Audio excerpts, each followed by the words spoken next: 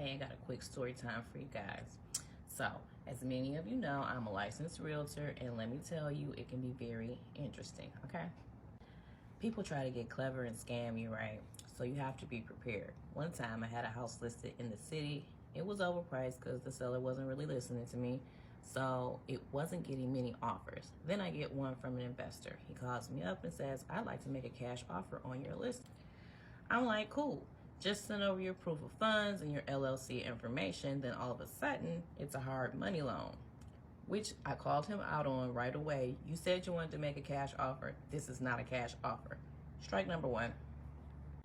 Then he sends over the LLC documents. I see that he's nowhere on the actual LLC. He says the owner's name and that he works with him, but I let him know I have to speak to the actual person who's authorized to sign for the LLC. He says, did you get the email I sent you? I informed him anyone can be on the other end of an email. That's not proof of ownership or authorization to sign. Strike two.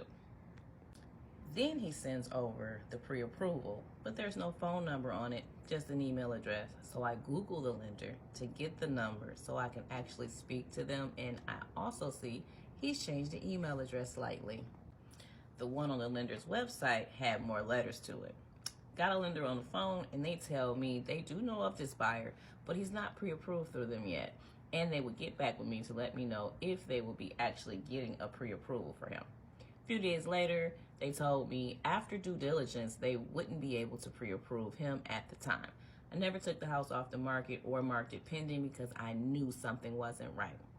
There are a lot of scammers out here. You have to be very careful and do your homework.